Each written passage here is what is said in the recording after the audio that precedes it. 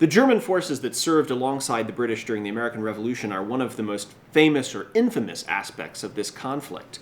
But in fact, they were there to fill a very specific need the British had during the war.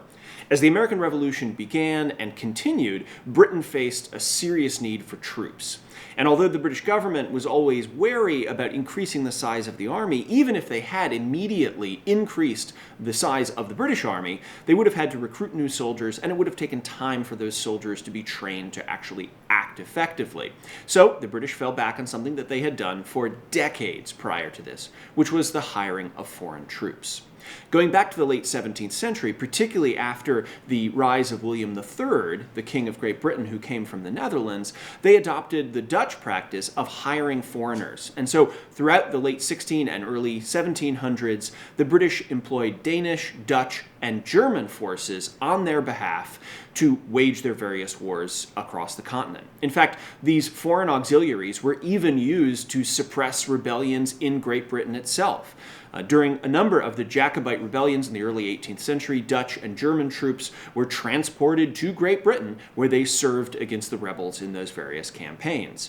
During the 7 Years' War, Hessian troops were actually deployed to England to help fortify the country in advance of a feared French invasion.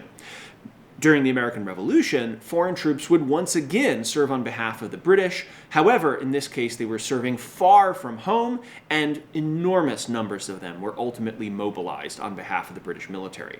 Now, these troops were not mercenaries in the true sense. The soldiers of the various German states that served the British fought in the armies of that state. They did not individually enlist as mercenaries for the British, but the British hired whole forces from a number of different states across what is today Germany that were ultimately deployed into the American campaign theater. Now, by the end of the Revolution, this may have amounted to 40,000 troops or more, in some cases forming a half or a third of all British forces operating in certain theaters of the American Revolution.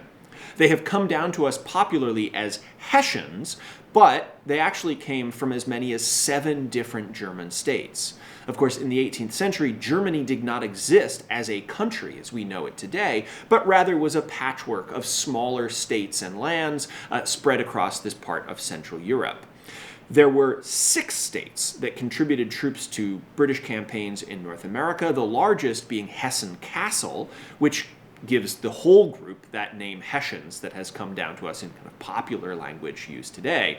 There was also troops from the subsidiary state of Hessen-Hanau, from Braunschweig or Brunswick, from Waldeck, Anhalt-Zerbst, and Anspach-Bayreuth as well.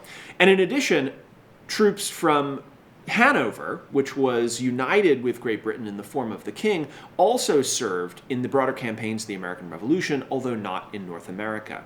These troops enabled the British to wage a war on the scale that they were doing so during the American Revolution, and left a lasting legacy in American history, and are even mentioned in the Declaration of Independence as one of the grievances brought against the king by the rebellious colonies. This group explores a number of objects related to the service of these German forces across the campaigns of the Revolutionary War through a range of artifacts.